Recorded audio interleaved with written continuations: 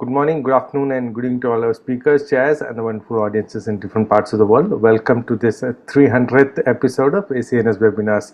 At the onset, let me thank a few people who helped us to reach so far.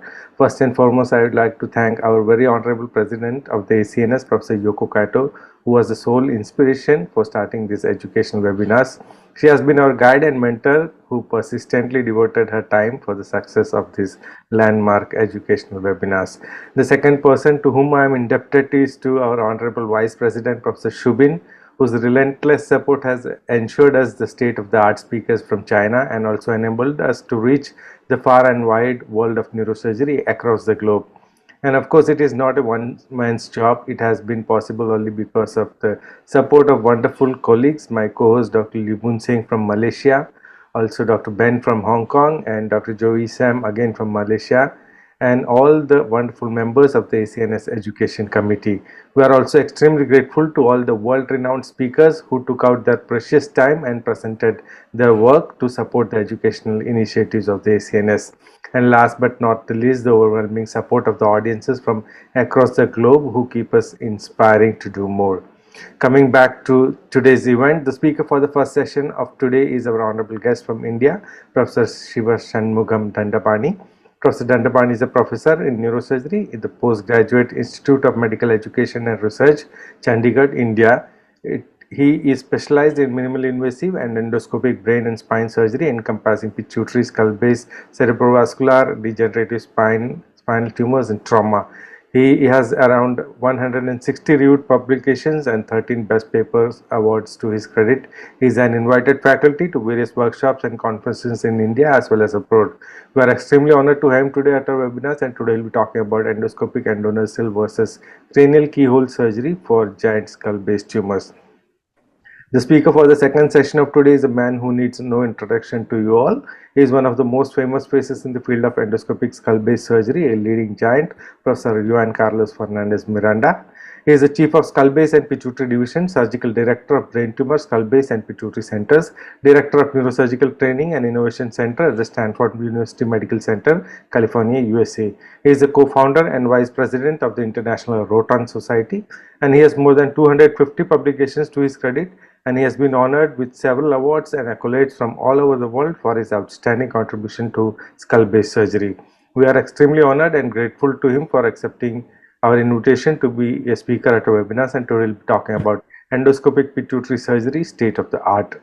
The chair for the first session of today's webinar is our honorable faculty from the United Kingdom, Professor Ramesh Nair. Professor Ramesh Nair is a consultant skull base and neurovascular surgeon, head of skull base and neurovascular surgery at the Charing Cross Hospital, St. Mary's Hospital, Imperial College Healthcare NHS Trust, London. Professor Ramesh is the executive editor of the Asian Journal of Neurosurgery and the associate editor of the British Journal of Neurosurgery. He is an invited faculty of the ACNS as well as the WFNS educational courses conducted worldwide. The chair for the second session of today's webinar is our honored guest and senior faculty from Japan, who is also a master in skull-based surgery, Professor Takio Goto. Professor Goto is the professor and chairman of the Department of Neurosurgery at the Osaka City University Graduate School of Medicine, Osaka, Japan. He is a very important member of the Japanese Neurosurgical Society, and he is also the co-chairman of the Neuroendoscopic Committee of the WFNS. He has been an active member of the ACNS and has been an integral part of the ACNS delegation to various conferences and workshops organized worldwide. He has published several articles in various peer-reviewed journals, and we are extremely grateful to him for accepting our invitation to chair the second session of today's webinar. On behalf of the Education Committee of the ACNS and the President, Professor Yoko Kato, I would like to welcome both the speakers, chairs, and the wonderful audiences to this online platform of ACNS webinars. A very warm welcome to our colleagues in China, and we are extremely grateful to Professor Shubin for broadcasting this webinar on the WeChat channel. Dr. Libun Singh from Malaysia is my co-host for today. With that introduction, I would like to hand over this online podium to our first chair, Professor Ramesh Nair. Thank you. Thank you, Raja. First of all, I would like to congratulate you both, as well as my mentor, who is also the president of this ACNS, Prof. Yoko Kata, for this stupendous effort all these years, and to achieve a 300 webinar is a remarkable feat, I would say. I don't know whether anybody else has achieved such a large series of webinars, helping out people around the globe And it's previously, before the pandemic, we were all traveling and different parts of the world to teach and train people. But it is such a boon that we could all meet up and everybody could listen, irrespective of where they are and which part of the country, whether it's economically low or high. It's such a great thing to listen from the masters. And so, congratulations to you. And secondly, I don't want to take too much of time because I know I'm also like yourself, waiting to hear the excellent lectures coming up. The endoscopic skull base surgery, as you know, I don't think we have reached the pinnacle of it. It's still evolving. There are indications are coming up. Surgeons are becoming more and more daring. The frontiers are being explored. And remember, my time, 10 to 25 years, so started doing pituitary tumors. The first case ended up in a disaster when we didn't have any enough illumination. I just might remember that case. Till I remember that case. From then, we have progressed quite a bit. And I believe there is still a lot to learn, a lot to explore, and also to innovate in this field so that we could improve the outcome and the safety of the patients we are operating upon. Certainly, my area of interest would be to innovate in terms of the instrumentation and the optics regarding this work. And with regards to this particular topic, cranial surgery versus skull-based surgery, it's always become a hot topic in whenever all these meetings are happening.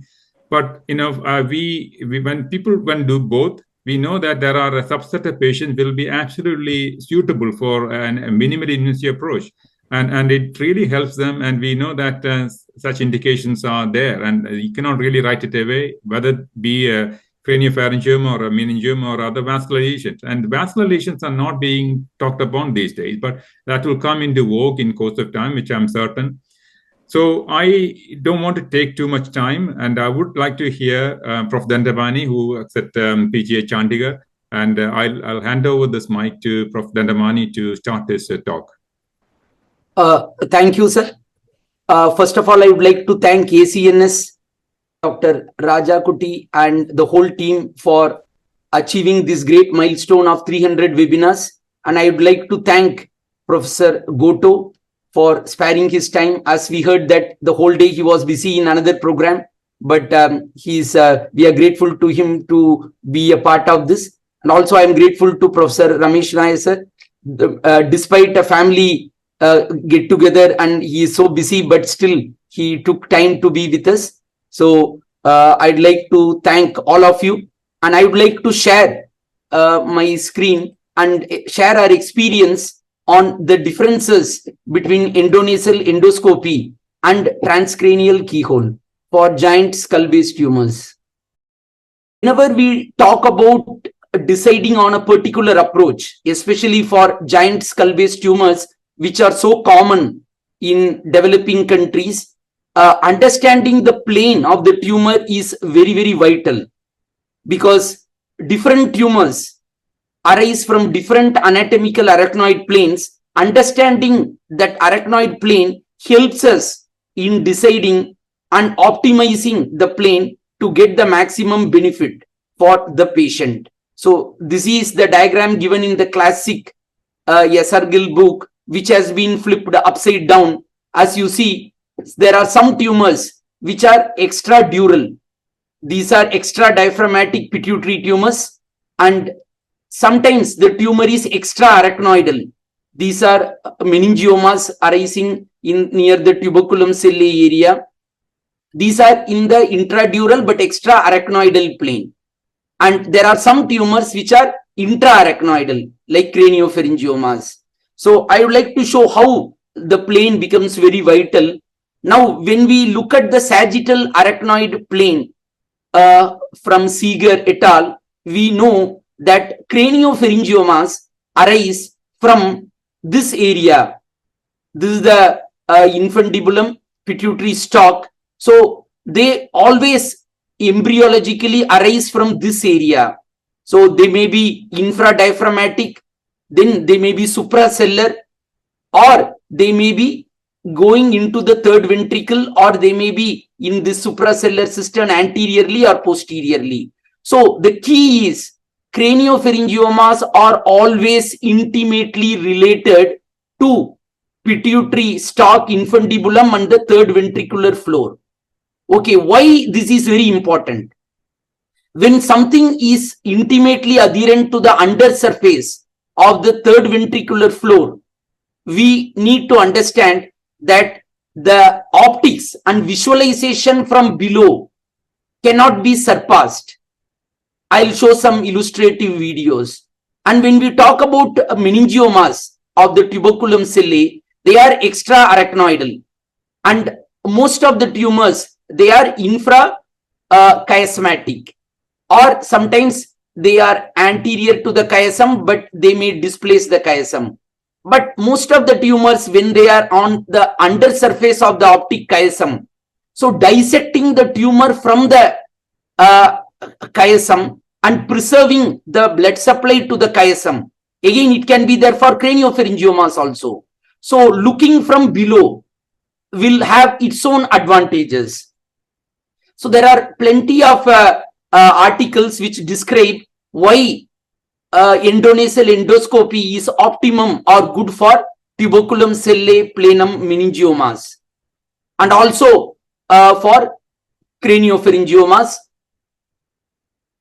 The one thing about craniopharyngiomas is, especially in children, the long-term outcome depends upon the involvement of the posterior third ventricular floor. This is proven beyond doubt, and visualization of this third ventricular floor becomes of immense importance. So any approach which you cannot visualize the third ventricular floor very nicely may not be good enough to dissect, because whenever there is a involvement of posterior third ventricular floor in children, the metabolic syndrome risk becomes very high, because here is the close to the mammillary body is the satiety center of ventromedial nucleus of hypothalamus, which when it is involved, it causes lack of satiety and obesity. So this visualization also I'll just show. These are some of the endonasal endoscopic visualization after craniopharyngioma surgery. Most of the time in a transinfundibular or retroinfundibular craniopharyngioma, you end up seeing the mammillary body and the ventromedial nucleus will be around this area. So this kind of visualization, if the tumor is stuck to here, and you can always decide how much safely to preserve this area, and we should never disturb the mammillary body and the ventromedial nucleus area. So here you see sometimes the Lilly-Kiss membrane, this is the mammillary body and little bit of blood is there. So this kind of visualization you never get. Whatever, how much ever improvement is there in transcranial surgery, you will never be able to visualize the hypothalamic structures. And also the angled optics, that also I have previously mentioned. You have a panoramic visualization as well as angled visualization, which is possible with endoscopy, which can be used both transcranial as well as through endonasal. But the under surface visualization can only come best through endonasal corridor and not even transcranial endoscopic visualization. So this is after a tuberculum cellae meningioma, the pituitary stalk, the under surface of the optic chiasm and the hypophyseal vessels, all these kind of blood supply under surface of the optic chiasm and the blood supply, these are, and also the posterior circulation in a case of retroinfundibular craniopharyngioma, all the perforators, all this and also symmetrical visualization. It is difficult to get disoriented, and whatever you see, the assistants also see teaching value. These are phenomenal in case of endonasal endoscopy. And these are some of examples how a calcified craniopharyngioma stuck to the under surface of the optic chiasm, how we can do a sharp dissection using scissor. But when you come from transcranial approach, this area is totally blinded. You'll have to use angled endoscopy, but still to get a scissor tangential to the optic chiasm is impossible. And here you see both the anterior circulation and this is the PCOM and PCA to dissect posteriorly. In transcranial surgery, you see these vessels in the end. But in endonasal, depending upon the involvement, you get to see all these things before. So I'll start with an example of a giant tuberculum cell meningioma, which is intimately adherent to anterior circulation, but with no true encasement.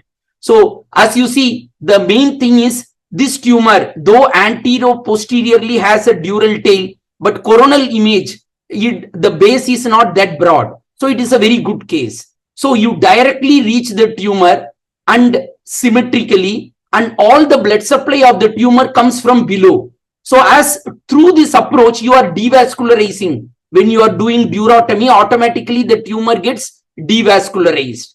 And then after devascularization, we always try decompression, but you know that meningiomas are sometimes so fibrous that internal decompression may not be sufficient because they are very difficult to achieve a good internal decompression. Then you have to detach the tumor all around. The navigation becomes very vital to understand the dural tail, and we can have a tailored bony and dural exposure. And once we have detached the tumor all around, you start dissecting. And dissection is always bimanual. This is a very fibrous tumor. So whenever we do dissection, we have to make sure there is a counter traction used with suction. And here endoscope is kept on the floor and the instruments are on the top. You are looking above with 30-degree angled optics. And the vascular dissection should start with ICA and A1 so that you are in control. Directly visualizing the ACOM area may be dangerous if at all something happens. So first we'll have to dissect the tumor, exposing the proximal vessels, always using suction for bimanual control as well as counter traction. And understanding the plane becomes very vital. These are extra arachnoidal tumors, but sometimes the blood vessels in the arachnoid may be stuck. So using a bimanual techniques, you use gently peel off the arachnoid with its blood vessels. Only we should not unnecessarily coagulate any blood vessel. So we should peel off that layer and try to achieve a extra arachnoidal dissection. So this did not have any true encasement of vessels. So once you identify all the proximal vascular structures, you remain in the extra arachnoidal plane, and under surface of the optic chiasm is best visualized. Once you have exposed both A1s, then you try to do a circumferential dissection to understand where is A2, and then gently get the tumor incremental manner into the nose and remove them. Never the tumor should be pulled at all. Always do a bimanual dissection with using suction. And whenever like here the ACOM is stuck here, so we have to make sure to dissect this area with a long curved dissector so that all around the tumor is free. Only when the tumor is free all around, then you can deliver. Once the tumor is delivered, you can try to evaluate any other residual dural tail is there or not there and coagulate them. And gross tumor should be removed by rotating the angle of the endoscope. Because we are using a 30-degree angled optics, by rotating to right and left, you can visualize the optic canal and the tumor on the medial aspect of the optic nerve. And then once the tumor is fully decompressed from bilateral optic canal, then you can rotate anteriorly and then posteriorly, confirming. Here we are using ICG to know all the blood supply to the chiasm and the pituitary stalk. See, this kind of visualization is phenomenal, which cannot be possible in a transcranial approach. So, and then we use a gasket seal technique, fascia, bone cartilage, and then a vascularized flap, and then we close. So, this is the post-op MRI I'll show later. This is another case of a third ventricular craniopharyngioma. As you see, the suprasellar cistern is free. The stalk is here and the tumor is arising from the third ventricular floor, but it is expanding into the third ventricle. Here you don't need a very broad exposure because this is the chiasm and this is the stalk and this is the third ventricular floor. So here always the tumor creates a plane. So you try to dissect. The tumor is arising from the third ventricular floor. So this is the only area where it is stuck. So posterior third ventricular floor needs to be preserved meticulously. So when the tumor is dissected all around, the tumor is never stuck to the roof. So the roof is always free, but the floor needs to be dissected. Once the floor is dissected, then the whole tumor can be delivered. How a baby is delivered out of uterus. So because there is no attachment, there is no attachment on the top. The attachment is only onto the floor as well as to the side, and most of the time we take plenty of time to dissect the tumor, and delivery happens in the end very smoothly. Here lilicus membrane is preserved, so you don't see the posterior circle. This is the stalk, and this is the third ventricle which is open, and the gasket seal technique closure as I have already described. So this kind of the third ventricular visualization, it is directly in the direction of the corridor which we do in endonasal endoscopy. This is a case of a craniopharyngioma in a 14-month child. This was probably the youngest child of endonasal endoscopy for a craniopharyngioma.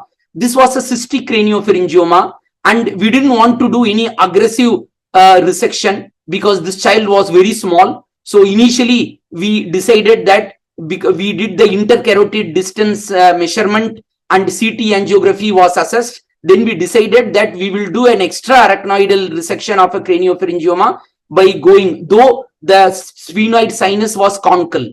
So, we used a drilling technique, and we created a tunnel in the sphenoid, in the bony tunnel, and then we exposed the floor of this craniopharyngioma, and then we opened it like a pituitary tumor, because we didn't want to do a complete extra kind of a subarachnoid dissection, because this child was very small. So we did an extra arachnoidal resection of a craniopharyngioma. As you see, the tumor is attached to the base, so this much exposure is sufficient to curate out the tumor. And using angled optics which can be placed inside, you can see that this is the posterior part of the dorsum. This is the dorsum sellae, and this is the arachnoid which is bulging. The craniopharyngioma had specks of calcification. So by using rotation technique of angled endoscopy, we curated out the tumor by getting the endoscope into the cavity. And in a slow incremental manner, most of the capsule was dissected out without exposing the arachnoid and the subarachnoid structures. And this was at the end, and the patient did extremely well. The main advantage is you don't do any kind of retraction of brain, no handling of optic pathway. This is a transinfundibular craniopharyngioma. In transinfundibular cranio, there is always a debate whether to preserve the stalk, but it is not possible to do a good extent of resection by preserving the stalk. So if at all you can achieve a gross total resection, I believe that we can electively sacrifice the stalk if we can achieve. But if at all you are planning only to do a subtotal resection, and then it is better to preserve the stalk. So the question is whether gross total or subtotal. And in children, we need to understand that the anterior intercavernous sinus is most of the time it bleeds when you open. So the key is not to stop and try to do hemostasis. When you completely open, they stop bleeding. But partial opening of the anterior intercavernous sinus, it always bleeds. And then we get into the tumor. Whenever possible, we do internal decompression, or when the plane is good, we try to do an extra arachnoidal or extra capsular dissection. But this tumor was a solid craniopharyngioma in which the plane was not good. So this tumor, we did internal decompression, and then when the internal decompression was satisfactory, then we started doing extra capsular. But wherever it was stuck to the third ventricular wall, then we decided to kind of sharp dissection, so that the ventricular wall or hypothalamic area is not given any traction. So the plane of the tumor, as you see, was not very good. But the posteriorly, we tried to be conservative. The scans all, I'll show it in the end. And the other advantage of endonasal endoscopy is access to the cavernous sinus from the antero-inferior corridor. This was a case of acromegaly with growth hormone of 50. So this kind of antero-inferior cavernous sinus entry is very, very easy from endonasal corridor compared to a transcranial transcavernous corridor. And also the possibility of bilateral cavernous sinus exploration is always there in endonasal, but in transcranial, which is not possible. So this, we had achieved a reasonable control of the growth hormone and IGF in this case. And whenever there is a bilateral cavernous sinus invasion, as you see, we always try to first remove this part in the lower area, then bilateral cavernous sinus exploration, then the suprasellar part. Because when you directly try to remove the suprasellar portion, the descent of the diaphragm and arachnoid will impede to your visualization of the angled optics of bilateral cavernous sinus. And so it is always better to remove the lower portion followed by cavernous sinus areas. Cavernous sinus exploration from the medial corridor is always easy in these cases because the tumor per se is expanding the corridor and creating an opening in the medial wall of the cavernous sinus. So here, what we can do is a medial cavernous sinus exploration rather than antero-inferior cavernous sinus exploration. Always, as I have pointed out, the diaphragmatic descent will always be of kind of inconvenience. Sometimes you can electively open the diaphragm, but it can cause CSF leak. So we keep little bit of tumor and we put a cottonoid to stop it from descending till we have achieved a good cavernous sinus removal, and then we try to remove the suprasellar portion. So this was the end result in which we achieved a gross total resection. So when do we do transcranial keyhole surgery? So whenever the tumor is extending lateral to the lamina papyracea, here, when the tumor is extending lateral to the ICA, and when it is going along the anterior cranial fossa more laterally, then whenever the dural tail, the coronal base is very wide, then we prefer a supraorbital keyhole approach. When we talk about meningiomas, we have to evaluate all the coronal sequences, because if you look at this coronal sequence, only the dome is going beyond the corridor. The dome can easily be rolled into the tumor and removed endonasally.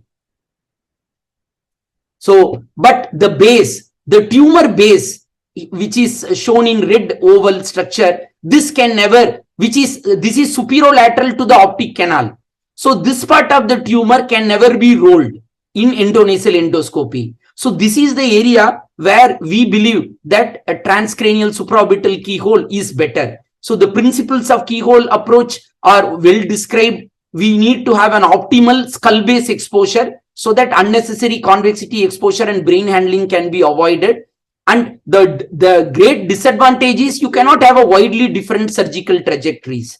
So we always incorporate the orbital roof, but we always preserve the orbital rim, because the orbital rim doesn't come in the way, only the orbital roof comes in the way. But we take this single piece supraorbital keyhole craniotomy so that we get an optimum basal exposure. And whenever we decide upon, because these are not symmetrical approaches, you have to decide to come from right or left. There are advantages of right from ipsilateral side or contralateral side. This also we have described. So just to illustrate, this was a case of tuberculum cellae meningioma, which had a doubtful encasement of the supraclinoid carotid artery. So this is how we give the incision for a supraorbital keyhole approach. And we do, as I have already described, we do a single piece orbital roof. We incorporate the keyhole along with the orbital roof, but we preserve the orbital rim, so that when we make the keyhole, we expose the orbital, the tenons fascia as well as the dura. And then when we make the convexity cut, this is the usual cut. Here we get into the orbit, but we preserve the orbital rim, so that when you remove this piece, it already exposes the orbital roof. So that this one, when you, the drilling of the anterior cranial fossa is very, very important, so that all the ridges are flattened, so that you get a very, very optimum corridor as close to the base as possible, so that you don't retract the brain at all. So when you go along the base, the first thing which you see is the ipsilateral optic nerve, which is stretched too much. And we always we try to open sylvian fissure so that any handling of brain is gentle, as well as the frontal lobe falls automatically. So sylvian fissure is opened and we create the extra arachnoidal plane. We peel off the arachnoid gently, and the initial visualization is done using 3D exoscope. So the difference between exoscope and microscope will come later. So we always do internal decompression. Meningiomas, sometimes they are good. You can do internal decompression with CUSA. Sometimes they are very fibrous. Sometimes they have a variegated consistency. Some areas are soft, some areas are very fibrous. So always you try to do as maximum internal decompression as possible. But all the internal decompression, when it happens, we protect the brain with not much force. And when you have done decompression, you see the opposite side ICA and optic nerve. So the contralateral visualization is better of the undersurface of the optic nerve. This is the optic canal, and this is the opposite side carotid artery. So this is the optic canal, how the tumor is curated out. Now we are coming to the ipsilateral side. In the ipsilateral side, we cannot see the undersurface of the optic nerve because we are looking from the roof, from the top. So, and here the risk is of the any violation of the vessels. So the vessels need to be exposed carefully. So dissecting the tumor lateral to the optic nerve is not possible with endonasal endoscopic approach, especially between the optic nerve and the carotid artery. And any bleeding from cavernous sinus can be controlled with a gentle pressure, and gently the tumor is rolled into the medial in the interoptic corridor, where we get the maximum space. The arachnoid is opened broadly so that all the vessels, perforators are exposed, and the lateral part of the tumor, which is the capsule, needs to be peeled off, and always the A1 should be under vision so that you remain in the correct plane without causing any violation of perforators. And this part of the tumor was extremely firm. Internal decompression was not possible. So we try to do the extra-arachnoidal rolling technique by getting into the extra-arachnoidal plane, and by gently using a counter traction as well as a bimanual rolling technique, we try to deliver the tumor gently into the center, and then we try to deliver the tumor little by little. Whatever we say, there is some handling of the optic nerve because the tumor is stuck to the undersurface sometimes. So when you are removing such a large tumor, a little bit of tumor handling of the optic nerve is possible. And stalk is always visualized in the end. But in endonasal endoscopy, you see it in the beginning. Opposite side third nerve, opposite side PCOM is visualized. And you don't see the ipsilateral third nerve so nicely as the contralateral visualization. This is the left side visualization. And then you can go to the ipsilateral side. If you see the lateral part, if you want to see the undersurface of the optic canal, then you have to use the angled optics of endoscope. Here, this is the stalk which you see. This is the left optic nerve, right ICA. This is the optic canal in the right side. This is only possible with angled optics in a transcranial keyhole approach.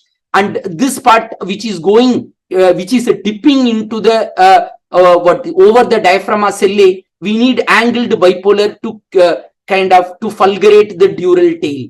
And because we are going parallel to the skull base, and at the end, this is the visualization you get. So exoscope and endoscope, using both, we get a good visualization, and then the end result is quite good. So we can even do extradural clinoidectomy with a keyhole approach. This is a case of a sphenoid wing meningioma.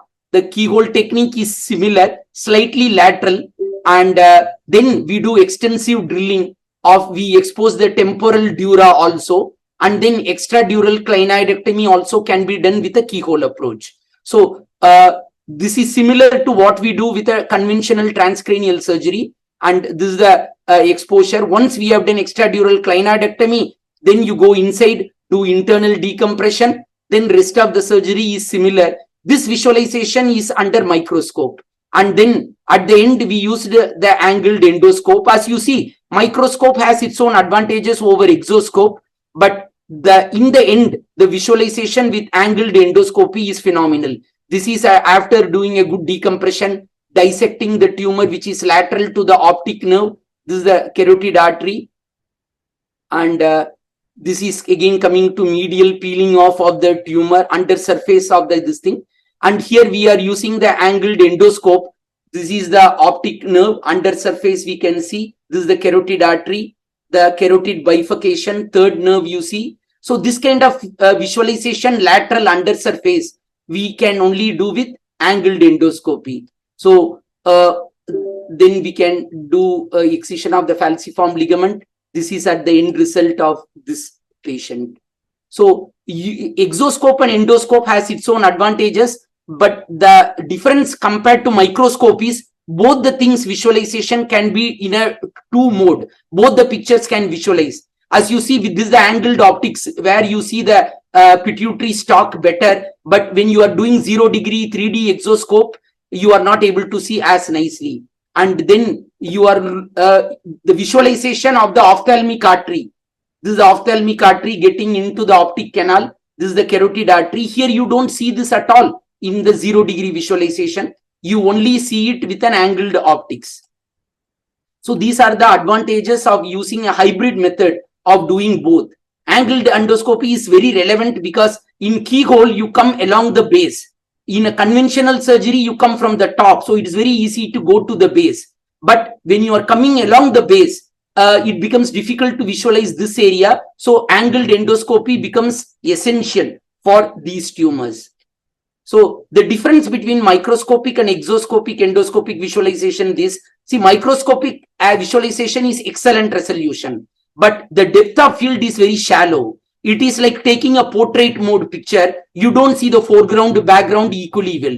Exoscopy, endoscopy both have a deep depth of field, but the exoscopy ergonomics are very good. It is possible even in a tense brain, and hemostasis is also possible. But endoscopy advantage is you have angled visualization, which is not possible with both microscope and exoscope. Just to illustrate, this is not a true skull-based tumor, but if I can just say for how we use both the exoscope and endoscope for a cross approach, this is the 0-degree visualization, how we remove the early part of the tumor. And once you have done a good decompression till third ventricle using 3D exoscope of 0-degree visualization, then we change it to endoscope. Once we change it to endoscope, you see how much the depth of field becomes deep. You see the whole thing panoramic as well as the depth of field, and you see the visualization is far superior. Then you can expose all the venous structures, basal vein and the whole vein of Galen, tentorium, both basal veins, and then internal cerebral vein in the end. So this kind of panoramic visualization is possible only with angled endoscopy, and at the end this is the tumor excision. So this kind of angled optics advantage is phenomenal to achieve. We should not be obsessed about a particular gadget, but we should use it optimum for the patient. So basically endonasal endoscopy is a direct short corridor, whether supraorbital keyhole is an oblique corridor, and lateral parts of tumor which are lateral to optic nerve, ICA, lamina papyracea, are difficult, not feasible. Tumor reaching frontal sinus, vascular encasement, but these are possible with supraorbital keyhole. And medial optic canal involvement can be tackled bilaterally, but this is better tackled contralaterally. Optic decompression is early in endonasal endoscopy, but it is delayed in supraorbital keyhole. Cavernous sinus can be explored bilaterally, no brain retraction. Arachnoid layer is easier to preserve. Pituitary stalk, you see, visualize them early.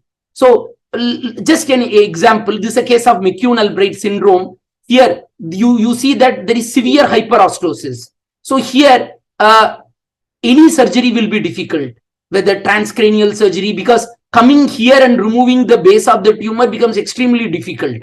So then we decided that let us do an endonasal endoscopy, CT angiography navigation guided. So we made a whole kind of cave in this bony structure, and then we reached the tumor to achieve a reasonable control of this acromegaly, growth hormone secretion. So this tumor was a case of chondrosarcoma. As you see, endonasal endoscopy was possible to achieve a reasonable control here. But the tumor, this part, we have to do a subtemporal keyhole approach. But subtemporal keyhole approach, you cannot do a bilateral optic decompression. So for that, we have to do endonasal endoscopic. So we have to use the corridors, whichever is optimum for the patient to have the best control. And whenever we are talking about giant tumors, we are talking about pituitary, this part, tuberculum, sellae and planum needs to be drilled so that this supracellular part can be unlocked. We always remain extra diaphragmatic initially, then extra-arachnoidal, last we enter into subarachnoidal space. Giant pituitary, I have already told what is our strategy. And in craniopharyngioma, the exposure depends upon whether the tumor is broad base or in the third ventricle. Broad-based tumor, you need a broad exposure, bony exposure, but this corridor determines. Here, this is the chiasm pituitary corridor is very narrow. Here, you can only do a small exposure because the tumor is having a narrow base involving the third ventricle. Here, you need a broad exposure. And whenever the tumor is going lateral to the ICA bifurcation, you have to be extremely careful. Large lobules, especially stuck to perforators, visualization, if you can do, it is very good. Cystic tumors also sometimes can be tricky to manage. And but antero-posterior exposure is usually broadest in meningiomas, but meningiomas with a coronal base which is broad cannot be operated with an endonasal exposure. So the difference between craniopharyngioma and meningioma dissection is here exposure is limited, here broad exposure. And we do both sharp and blunt dissection in cranio, but more of a blunt dissection in meningioma. So these are the differences. These are some of the radiological results which we have achieved with endonasal endoscopy. This is a case of a diaphragma sellae meningioma, and this is also another case of diaphragma sellae meningioma, and again planum meningioma. And in a case of pre-infundibular craniopharyngiomas with ACA encasement, you have to be extremely careful. Dissecting from ICA is easy, but ACA is extremely tricky. Calcified tumor, which are large, giant calcification stuck to ICA, we have to be extremely careful not to avulse. This was a case which I already showed the video. This was the post-op result. This was a 16-month-old child. And this was a third ventricular cranio in a child where we did a trans third ventricular exposure and a gross total resection. And retroinfundibular craniopharyngioma, because this tumor actually is coming till foramen magnum. But the good thing is this was all cystic. So because this was a small child, this approach, endonasal endoscopy, is a conservative approach in this case because solid tumor is here. This part of the tumor was cystic. We decompressed and the results were pretty good. A temporizing measure, this was a 5-year-old child. So endonasal endoscopy is good. But if there would have been a solid tumor here, then I would have done a transcranial approach. Retroinfundibular, I have already highlighted the importance of not being aggressive in the posterior third ventricular floor area to avoid metabolic syndrome. But whenever possible, you can sacrifice the stalk to achieve gross total resection, but never the third ventricular floor. Always we have to be conservative. And these are some of the other cases of giant transinfundibular craniopharyngiomas. And in these cases, we need to decide. There is always a debate of stalk preservation. And sometimes the tumors may have a different consistency. This part is solid, this part is cystic, but this part should not be left.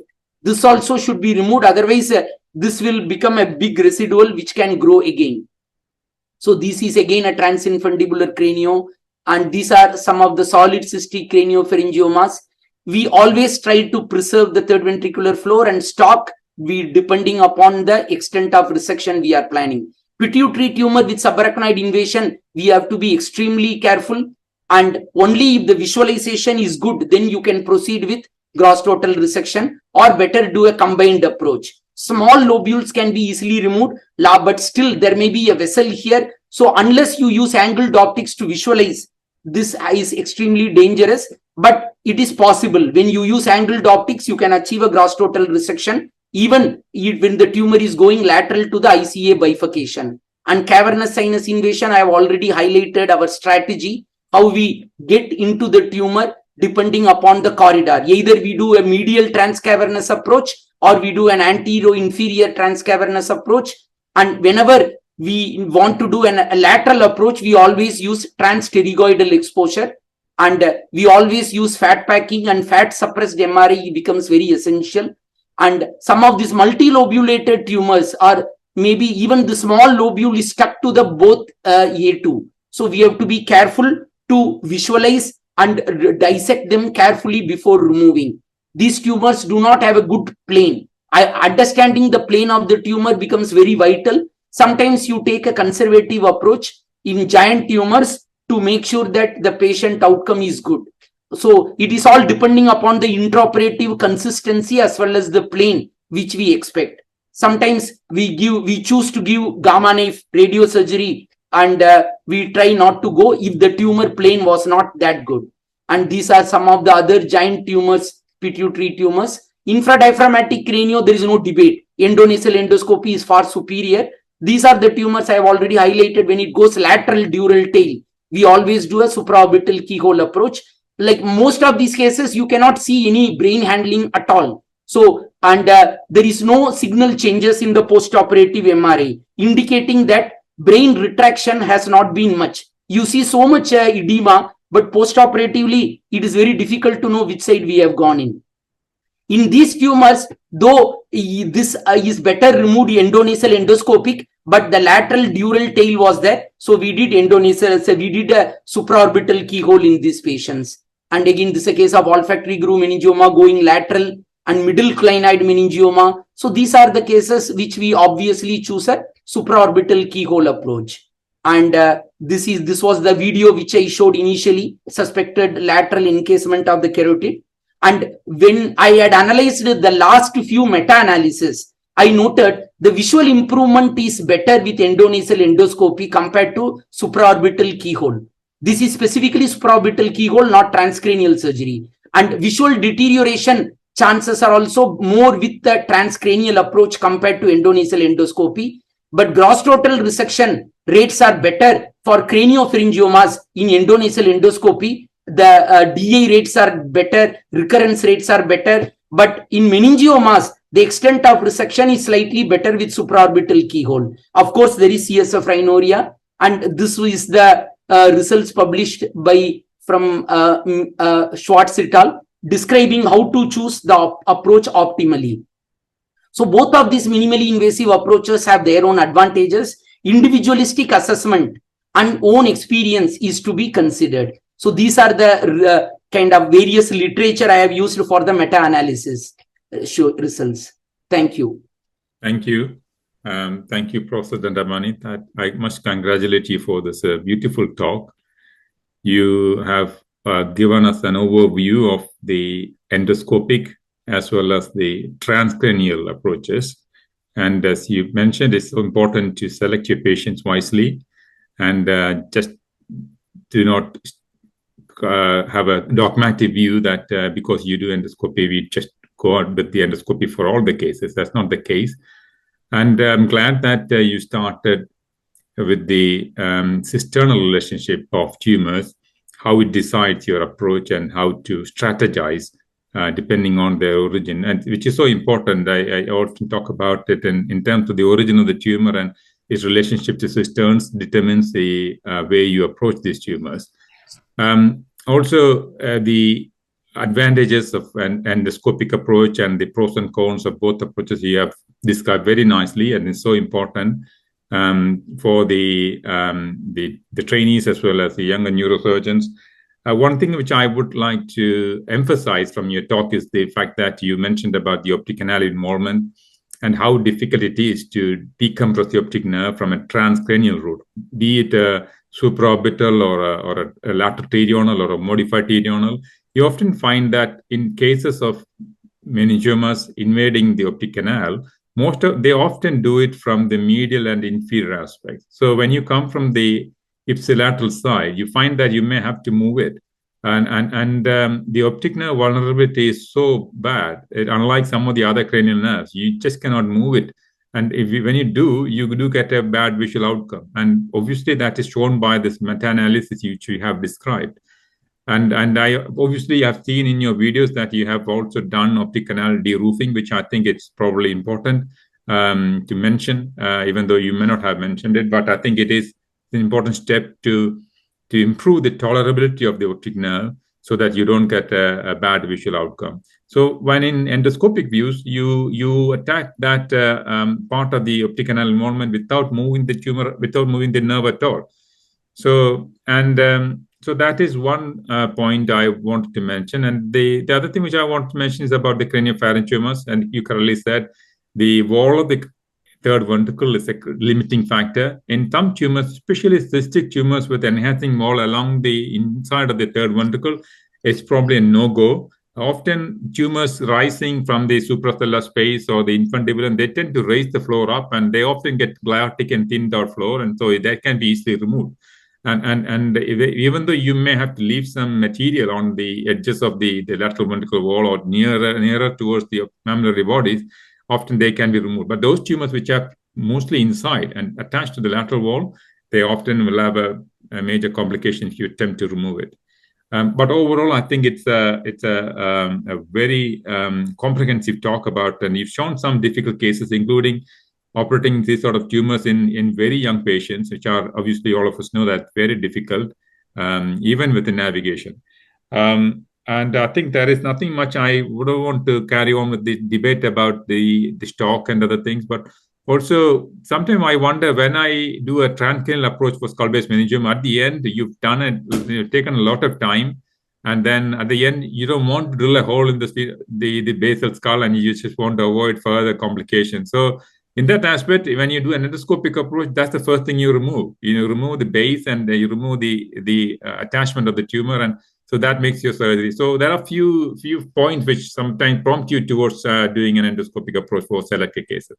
Anyway, thank you. A brilliant talk, and I hope there will be some further discussion from the. I'll ask Prof. Takio Gota. You have anything to? I don't know whether is he online. So Raja, you could ask Ajit. Maybe you can comment on something about the both approaches. It's a really wonderful talk. You see the difficulty with the supracellular craniopharyngioma and the large pituitary adenoma is really challenging. Many a time, what we face is the endocrine problems which we face after even we get a good removal of the craniopharyngioma, because the area between the pre-infundibular retrochiasmatic area and the mammillary body is a very difficult area, and most often these tumors will be adhered to that area, and the patient will have pan-hypopituitarism. It should be really managed with the endocrinologist. But my question in endoscopic endonasal approach, the most important thing is the vascular supply, because the superior hypophyseal artery come from lateral areas and they supply the diaphragm, stroke, etc. So, how will you decide a safe window to any tumor that is retroinfundibular? And another question, I think, what is your experience in preserving vision, preserving smell? Because I think in many studies, the smell has a very less chance of getting preserved in the endoscopic endonasal approach, whereas transcranial approach has a more chance. What is your experience?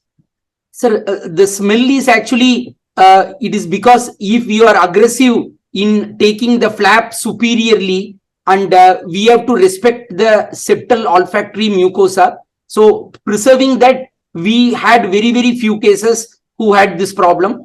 It is a learning curve. We have to be extremely careful in children to leave the septal strip whenever we are harvesting the vascularized flap.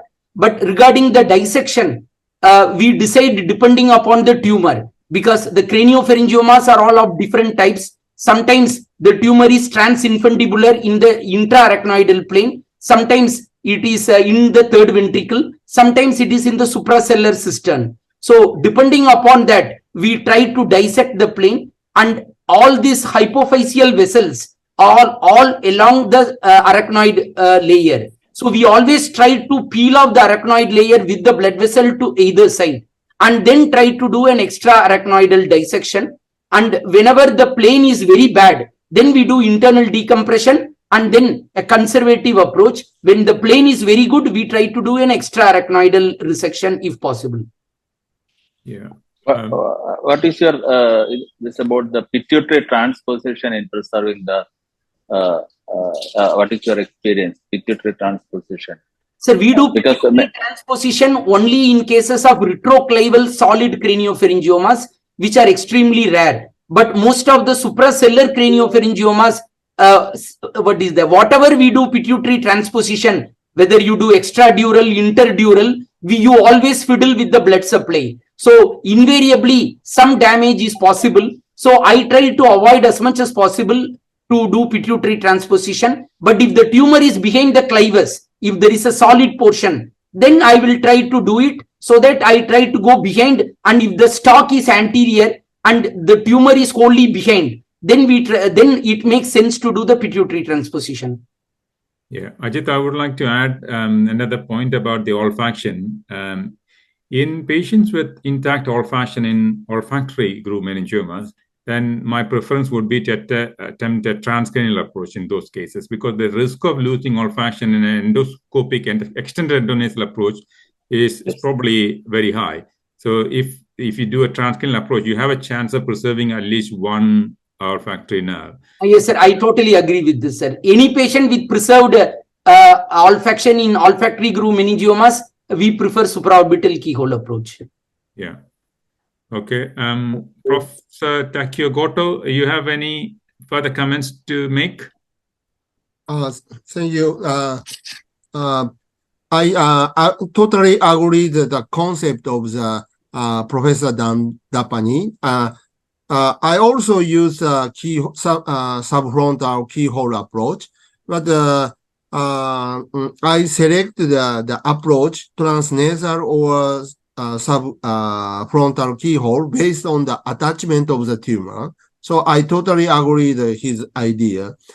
I have just comment to his surgery to the subfrontal keyhole approach to tuberculosis meningioma. Of course, he nicely resected the tumor, but in my opinion, it's better to open the optic canal at the initial stage of surgery, even use a keyhole approach. Recently, some company provided a nice drill. All shaft was covered, so we can safely drill out the optic canal, bony canal. So, and then after decompress the optic nerve, then it's better to start the internal decompression. This procedure is more improve the outcome of the visual function. It's just comment to. Yes, sir. Thank you, sir. Sir, actually, we would like to do. We always do for a case of sphenoid wing meningiomas. We always do extradural clinoidectomy and full deroofing of optic canal. But the case which I showed, that case we didn't do the extradural clinoidectomy and optic deroofing. But definitely, your suggestion is totally good, sir. Thank you. Thank you. I think unless I have any other further comments from any of the panelists or from the audience, I could probably ask Raja to start the next session. Well, thank you. We have a lot of questions, but we'll put it to the end of the event. Our honorable speaker, Professor Miranda, has joined us, and I'm extremely grateful to him for accepting our invitation and coming here. Professor Miranda, welcome. Hello, thank you very much. Thank you very much. So I'm extremely grateful to you. I would like to also mention to our viewers that this webinar is being broadcasted on WeChat, YouTube and Zoom, and at present, as of now, we have around 1,370 people who have joined us live. So it is a very good audience we have today. So I'll ask our honorable chair, Professor Takio Goto, to say a short introduction and invite Professor Miranda for his lecture. Thank you. Today, I feel very honored to chair this session. Professor Fernandez Miranda, as we know, very famous endoscopic skull-base surgeon, also the microscopic skull-base surgeon. And his knowledge of the microanatomy is very, very informative. All doctor, from the young doctor to senior doctor. I frequently read his anatomical paper and develop my concept of the skull-base surgery. So today I'm very looking forward to his nice lecture to pituitary surgery. I of course have the lecture several times. Always his lecture very, very informative. So today I want to listen the Miranda lecture for a long time. So please start Professor Hernandez Miranda lecture starts. Please go ahead. Thank you, Takeo. Thank you very much for your kind words. And thank you, Raja, and all the group, Ramesh. Nice to see you all. It is my honor to be invited. This is just the 300th webinar, so congratulations on such a good work on spreading knowledge, like the 300 Spartans. Here we are representing what we think is the truth of neurosurgery, of microneurosurgery, endoscopic advanced surgery. So I'm going to talk about pituitary surgery, my personal views and evolution, and of course cavernous sinus, because it's all about the cavernous sinus. This is where I work at Stanford, where I've been for the last 5-6 years. Since we're going to be talking about pituitary tumors, I want to acknowledge my team, not only the rhinology team that work with me doing endoscopic cases all the time, but also our pituitary endocrinology team, which is very important for our work. Also, you know, as you all know, we continue with the tradition of Professor Roton in the laboratory, where we have fellows training with us. And I also want to acknowledge them for their enthusiasm, their motivation daily for the work we do and their contributions. But as we said, you know, pituitary surgery, from my perspective, has really evolved.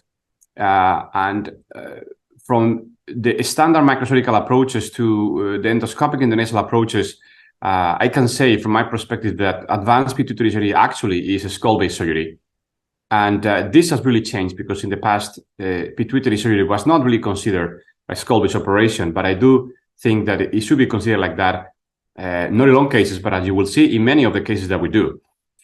And therefore, we want to understand the cavernous sinus from an endonasal perspective, for all perspectives, but understanding the cavernous sinus has really become a major goal on my career. And I want to share with you some of the things we've described. And many of those you probably know, and you have your own view of these things, but I want to show you mine on this anatomy of the cavernous sinus. And we've developed over the last years these anatomical descriptions that have helped to innovate our technique and our surgical approaches, and as I will show you, also our outcomes. For example, as an example in pituitary adenomas, one of the pathologies we operate more frequently is acromegaly. If you look at acromegaly outcomes, the remission rates are only about 50 to 60% in this meta-analysis. These are recent meta-analyses. And this is from experienced pituitary surgeons with thousands of cases of experience. And it happens that it's the cavernous sinus invasion that is the negative indicator of disease control. And as I will hope to see you today, these advances in technique and in surgical anatomy have really improved our outcomes. In particular, for example, in acromegaly, where in our first 30 cases here at Stanford, our remission rate was 92%. Now it's above 85% as we do more and more complex cases. But it is a significant increase from 50, 60 to 85, 90% remission rates these days. And it's all because of the anatomy. First basic concept we need to all understand is, when we go into the pituitary area, is the dural layers. The dural layers and the paracentral ligaments. As you all know, we have two dural layers, periostal and meningeal layers, but these two layers, they bifurcate as you go laterally into the cavernous sinus. So the periosteal layer forms the anterior wall of the cavernous sinus, covers the pituitary, the carotid artery, which here we've removed the anterior wall, so you can see everything the anterior wall covers. And then underneath you have the meningeal layer, which actually envelopes the pituitary gland entirely. And from this medial wall, that is meningeal layer, we have attachments between both layers and between the pituitary, the medial wall and the carotid artery and other structures. And we want to also talk about these important ligaments for pituitary surgery. And it is the basis of, based on that anatomy, the medial wall anatomy, the ligaments, we did describe this step-by-step technique on how to remove the medial wall of the cavernous sinus. And this again is very based on the anatomy. And every case is different. And some cases are very standard where you can follow this step-by-step rule. But some others, you have to do different steps because not all cases are made the same.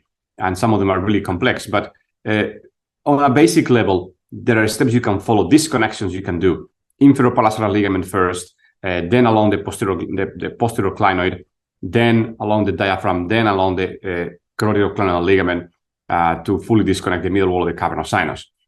And I truly want to acknowledge Professor Oldfield. I was very fortunate in 2007 to 2008. I spent 1 year at the University of Virginia when I watched him operate every week. And he was a spectacular pituitary surgeon using the microsurgical approach. And he described this original technique of removing the middle wall of the cavernous sinus. He first described the occurrence of these ACTH adenomas that do invade. Sometimes they can invade into the middle wall of the cavernous sinus. And then he described a technique to remove this invasion into the middle wall. Remarkable, because I saw him doing this with the microscope, where your view laterally is very limited. The bleed on the cavernous sinus, he didn't have surgery foam at that point or flow seal. So he used piece of gel foam in a very meticulous way. And he was able to develop this technique with excellent results. But with the endoscopic endonasal approach, we can see much better than with the microscope. We can see way lateral, and that makes us, I think, better, having better technique to remove these tumors. And we see better, we see more anatomy, and this is why we describe this more detailed technique, step by step, describing all the key anatomical nuances to remove the middle wall of the cavernous sinus. Why? Because, as we said, there are situations where you can have a remnant of tumor that is stuck to the middle wall. And there are situations here, and we're coming with a publication soon, that we describe the different types of invasion of the middle wall of the cavernous sinus, because sometimes it's a small implant, but sometimes it's much more thicker, there is more adherence. So it can be really difficult to do this, but sometimes it's very simple because there is just a little implant with no attachment to the carotid artery. And I'm going to show you a few examples. This is a young girl with severe Cushing's disease, as you see, and this is her MRI. Actually, let me stop right there so you can see. So you look at her MRI, and you see on the left side of the cella, you see this darker area that you see right here, and maybe this. So it's not so clear, but anytime I see this, I suspect it could be invasion of the middle wall. So we go into the operation, and you see there's the pituitary right here, and I separate the pituitary from the middle wall, and I don't see any tumor. The tumor is a bit sticking out the middle wall of the cavernous sinus, but most of it is truly embedded within the wall of the cavernous sinus. You can see that the thickness of this wall right here, the wall is supposed to be less than 1 millimeter thick, right? It's just a layer of dura, and in this case is 4 or 5 millimeters thickness of the wall of the cavernous sinus. But the beauty of this is that this thickness of the middle wall still retains, in most cases, the attachments, the inferopalaceral ligament, you saw where I was coagulating, I'm coagulating there, the inferior hypophyseal artery, then superiorly the carotidoclinial ligament. Sometimes you have a posterior paracetal ligament, the dura of the posterior clinoid behind. So all those anatomy, all those attachments of the middle wall of the cavernous sinus remain intact, even though the tumor is expanding within the middle wall. In many cases, some others, there is, especially recurrent cases, the anatomy might be distorted, but in many cases, this is like this. And then more and more, I come to find patients that had an operation in the past, like this young kid. It's a kid from Lebanon that came to have surgery with me after 2 previous operations, and I saw the same hypointensity here on the left side of the cavernous sinus. And this kid had multiple previous opinions, and they were all very pessimistic about the whether this is tumor or not, whether this can be cured or not. It's better to do radiation, better to do adrenalectomy. But none of those are good options for, they're no better at all than achieving remission with surgery. This is potentially a life-saving operation for these patients. So we went into surgery and we opened the anterior wall of the cavernous sinus. You see something there that you don't know if it is carotid or not. It's pulsating. In this case, of course, the tumor was thickening the middle wall of the cavernous sinus, and it had the same attachments.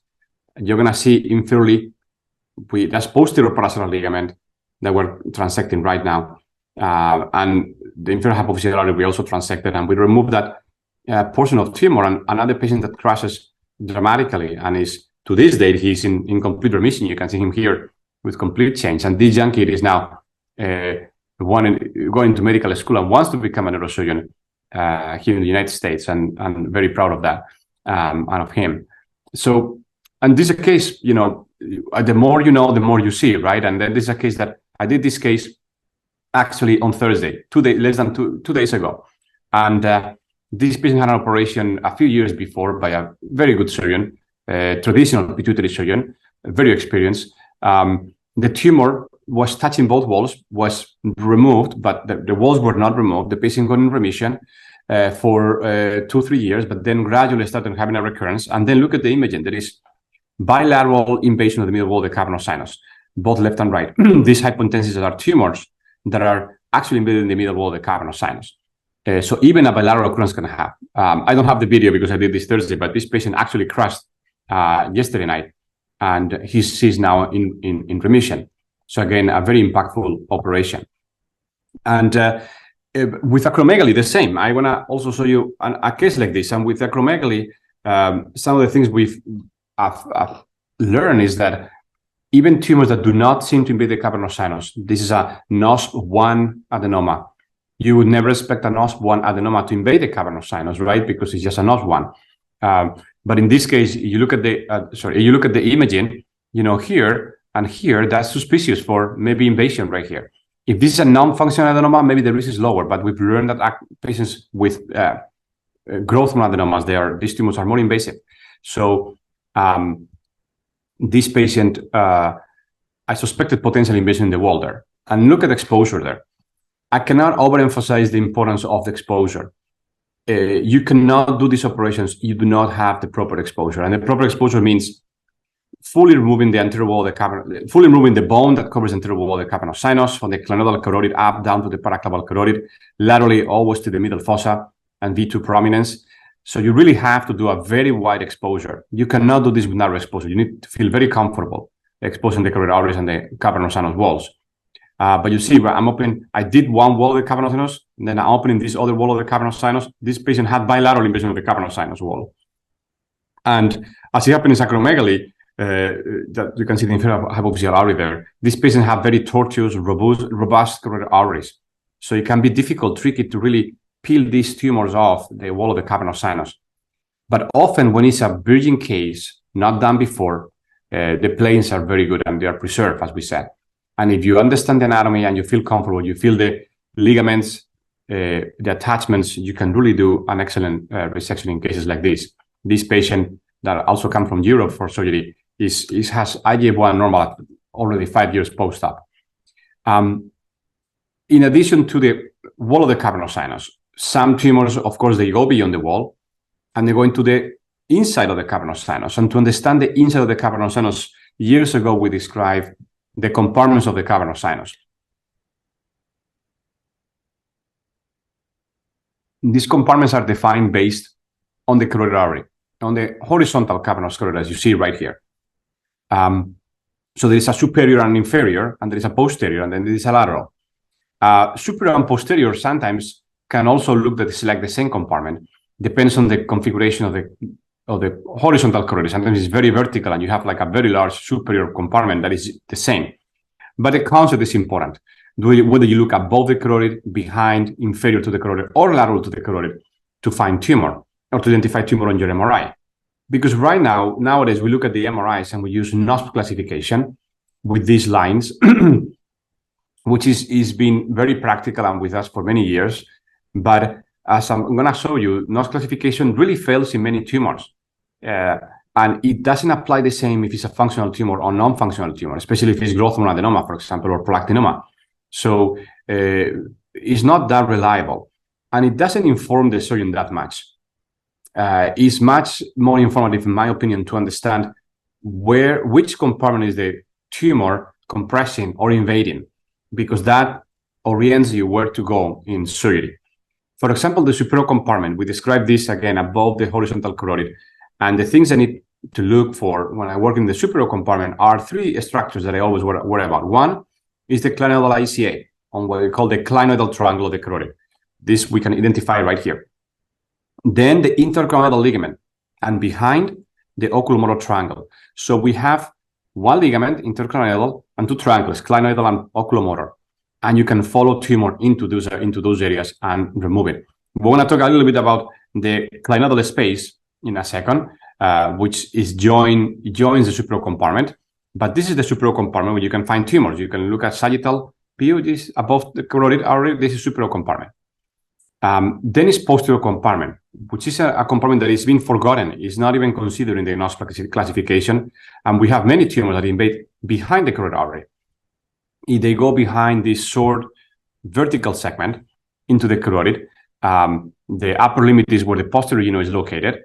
From the posterior you have very important structure, meningohypophyseal trunk arising, of course, as you all know. And then from here, the inferior hypophyseal artery that goes and travels towards the dura of the posterior gland. And then at the bottom of the compartment, the floor of it is where the sixth nerve sits, where the sixth nerve runs in the Endoscopic canal to enter the cavernous sinus and sits above this bony prominence we call the petrosal process of the sphenoid bone. This is another very important landmark. This petrosal process of the sphenoid bone we also described recently as in my opinion, the most important landmark to find the sixth nerve. Now, to find this landmark, you actually need to fully skeletonize the carotid artery. You see in this dissection here on this illustration. But if you do skeletonize the carotid artery and you move it carefully, you can feel this slope of bone, the petrosal process. And the sixth nerve sits just lateral and on top of this bone. This is the fissure, the petroclavial fissure, the upper aspect of the petroclavial fissure between the petrosal process of the sphenoid bone and the petrous bone itself, the petrous apex. And the sixth nerve just goes above it. So invariably, if you go here, you can find your sixth nerve. If you use electrical stimulation, you can confirm it. Even in cases where the tumor is distorted, if you find this petrosal process, you are going to be able to find the sixth nerve above it. Then we travel to the inferior compartment. And the inferior compartment is the one that is underneath the horizontal carotid. It's also in front of the subvertical carotid. This is an area where you often have a large venous compartment. And what we find in this area, there are two things we need when I look at this area. There are two nerves. One is the sixth nerve that runs just parallel and below the horizontal carotid and is at the transition between the inferior and the lateral compartment of the cavernous sinus. And then there is this nerve, this robust nerve. Sometimes it's very robust. This is the sympathetic nerve, which we'll talk about. And we're also investigating the anatomy of this important nerve because it has relevance. We see it more and more often when we work in the inferior compartment. And then we have the lateral compartment, which is the one that is between the carotid and the lateral wall of the cavernous sinus. This is a compartment that is actually expanded when the tumors invade into this area. And is the one that we access more carefully, is the one that is the highest risk because the sixth nerve is in your way. And we are just submitted a publication on the anatomy of this compartment where we divide it in two subcompartments. Based on the sixth nerve, you can have tumor going above the sixth nerve or below the sixth nerve, between the sixth nerve and the petrosal and the lingual process right here, which is the inferior limit of the lateral compartment. To access the lateral compartment, your exposure needs to go from the optic strut all the way down to the lingual process and here to the maxillary strut. So these three bony prominences, lingual process, optic strut, maxillary strut, marks the extension of my bony exposure to access the lateral compartment. And we've also described this ligament here. This is what we call now the lateral paracellus ligament. Medially we have inferior, posterior, superior paracel ligaments with different frequencies. But lateral, we also found very often, in more than 80% of specimens, we have this lateral paracel ligament. And the importance of this ligament is that often in cases, first joins the sixth nerve often, so it's important to differentiate ligamental structure versus the sixth nerve, and to free up the carotid, you want to dissect these branches, and then you have this very important arterial trunk. This is the inferolateral trunk that goes to the lateral wall of the cavernous sinus. And if you want to mobilize the carotid, you really need to identify the inferolateral trunk. So we've also studied the inferolateral trunk, its anatomy, where it comes from, etc., etc. It comes more anterior. The meningohypophyseal trunk, which goes on the posterior, this is more anterior from this horizontal segment of the carotid artery, typically on the inferolateral aspect of the carotid. But it's variation. There are variations, and as well we tell my fellows, mastering anatomy and surgery is all about understanding the variations. Just knowing the normal anatomy is not enough and you all know this. When you do 1 or 2 cases, that's fine, but when you do hundreds of cases, you are gonna encounter many variations in your operations, and you need to be able to understand those variations. And that's why studying the anatomy in detail is so important, because it's not about understanding what is most frequent, but also what are the rare things that we can find in an operation. For example, this inferolateral trunk sometimes can actually arise from up here, from this anterior genome, and you can encounter it superiorly here, just as a possible variation. I want to say that I do use routinely neurophysiological monitoring, and you see our text there putting the eyelids for this patient. And I found this is useful. Honestly, I don't do fourth nerve anymore because I don't find it that reliable, and because it's so posterior when we do our operations in the cavernous sinus endonasal that is not practical. So I do 3 and 6. We use this blue instrument, is the cartouche stimulator. I like this one because it's like a dissector, and I can dissect and I can stimulate the nerve at the same time. But I also want to warn, especially the younger audience, that in the debate of anatomy versus technology, anatomy is not going to fail you, and technology does fail you, unfortunately, with some frequency, meaning the connections might not be correct. There might be some issues, some technical issues that do not make the stimulation accurate. So always trust your anatomy before your electrical stimulation. In my opinion, anatomy prevails. This is a case, for example, where this was a recurrent cranopharyngioma, but the third nerve had been displaced medially, which is extremely unusual. But it didn't look like the third nerve. We stimulated it and nothing came, but we didn't cut it. Of course, we just dissect around it, and it was indeed the third nerve. So always beware of your stimulation not being accurate. Now I'm going to show you now some examples of tumors going into the compartment, and this, for example, into the compartments of the cavernous sinus. This is a young girl, came from out of state to have surgery at Stanford with this large acromegaly tumor, and you look at the MRI and you see this seems to be embedded, towards the posterior compartment perhaps, but especially the inferior compartment is widely embedded, as you see right here. And these are, can be really difficult tumors. And I'll show you why, because this tumor is not a soft tumor. It's interesting how the component changes from the sella to the cavernous sinus. Here we're separating the gland, and then the typical yellow appearance in the sella.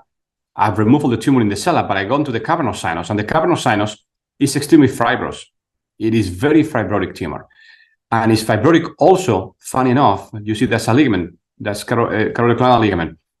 These tumors, they can actually make the wall very, very thick. This tumor is, for the most part, is still embedded in the wall of the cavernous sinus. And that means that the attachments are still there. I'm cutting now the attachment of the CCL posteriorly. That's the inferior hypophyseal artery we need to coagulate. The dura on the posterior clenoid behind, and I remove all this tumor almost en bloc because it's all on the wall of the cavernous sinus. And the carotid artery is fully skeletonized. You can see this intercranial ligament up here. But the beauty of this is that, again, if it's a first operation, you can do this very nicely. And this is a complete tumor resection.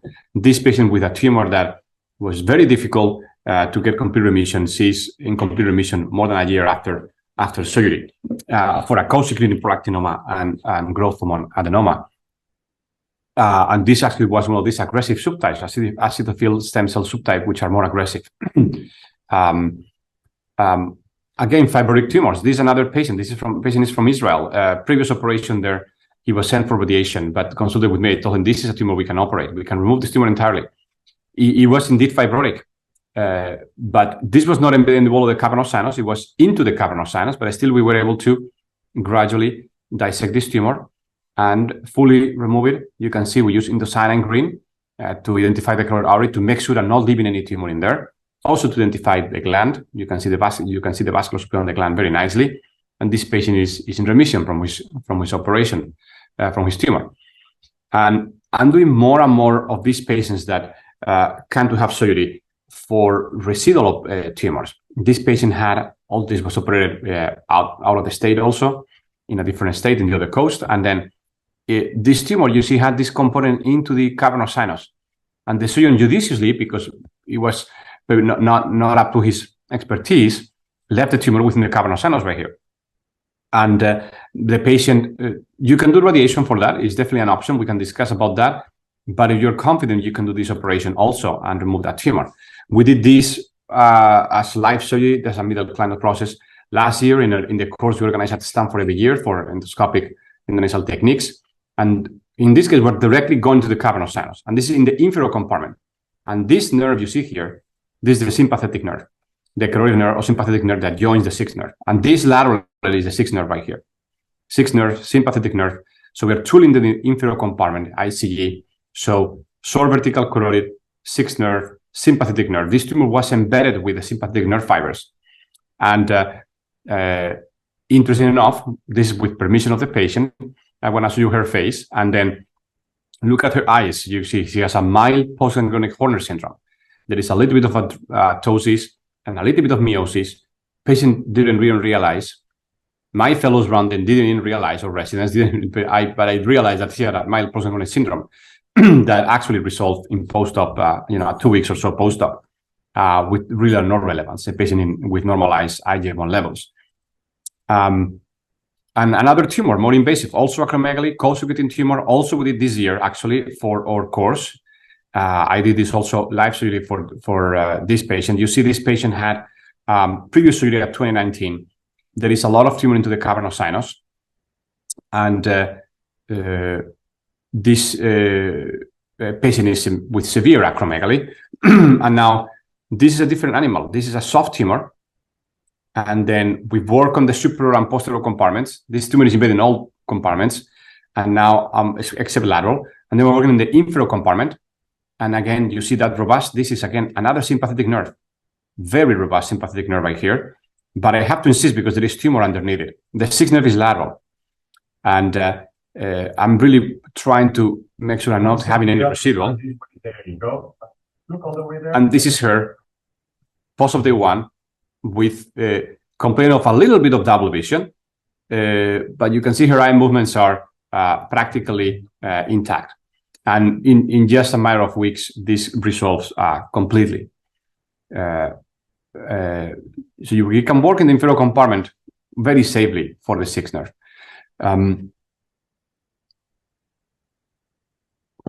I also want to show you another important concept that we developed over the years, which is the anatomy of the clinodal space. And the clinodal space, we are all familiar with the clinodal space when we do an anterior clinodectomy. That is the clinodal space that we expose, what we call the ventral clinodal space. You take the clinode here and you expose the aspect here of the clinodal space right in here. We call it ventral because it's in the front. But if you look at it, there is a clinodal space that is behind. Underneath is behind the carotid here, that we call it dorsal to the clinodal carotid right here. And this clinodal space, we can sometimes see it endonasally.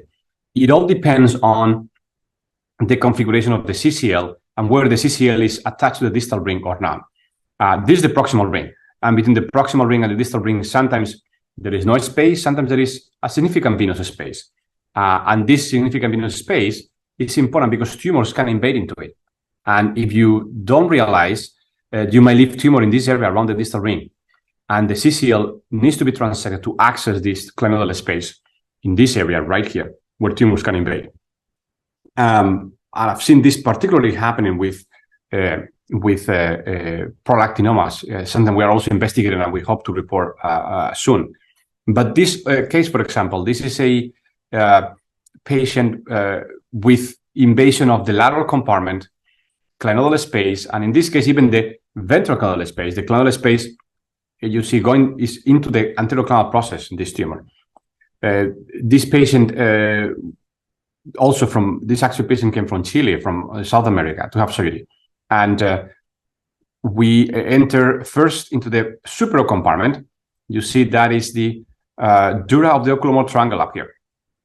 We're carrying the choroidoclinal ligament that is invaded. The ligaments can get invaded. Another concept that is new, you know, how CCL can be invaded, and you have to resect it. But now we're opening into the lateral compartment, upper part of the lateral compartment. We had the what is called the carotid oculomotor membrane right here underneath the optic strut between the third nerve and the carotid artery. This is the third nerve, this carotid artery, and I can look directly into the clinodal space, and the whole carotid is being skeletonized to get all this tumor out. And this is the post-op with no residual tumor that we can see. The clinodal space is all clean and normalized IGF-1 levels with no medication. And then sometimes we have, unfortunately, monster tumors like this. This patient came with complete ophthalmoparesis that was established. It had been there for at least 2 months.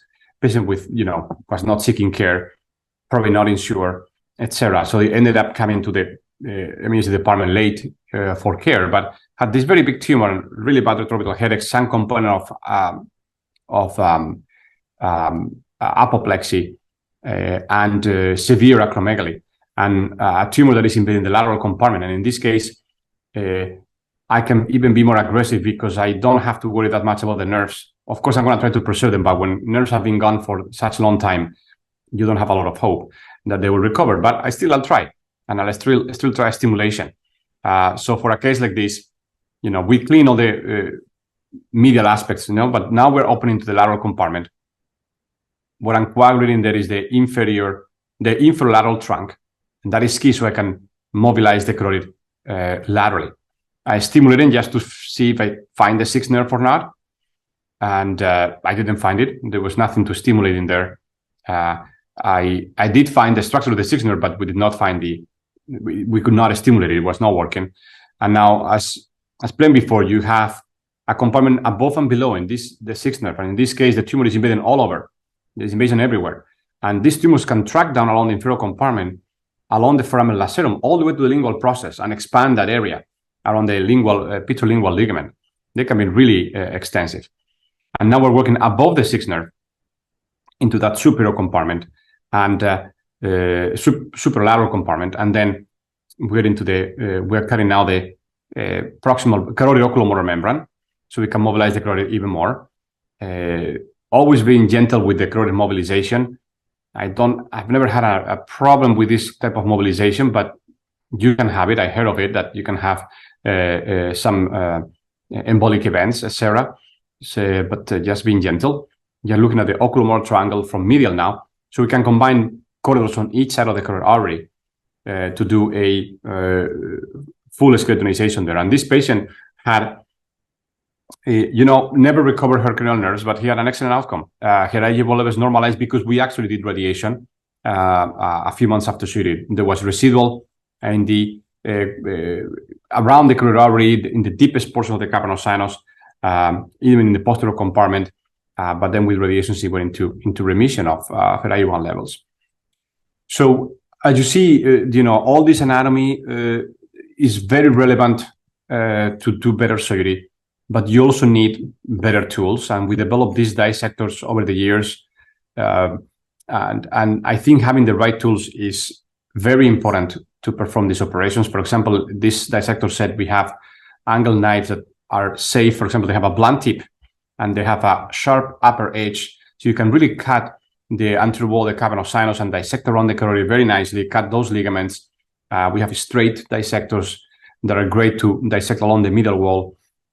So all this has been designed to do this operation. This is all the dissectors I use for my operations, both microsurgical and endoscopic operations.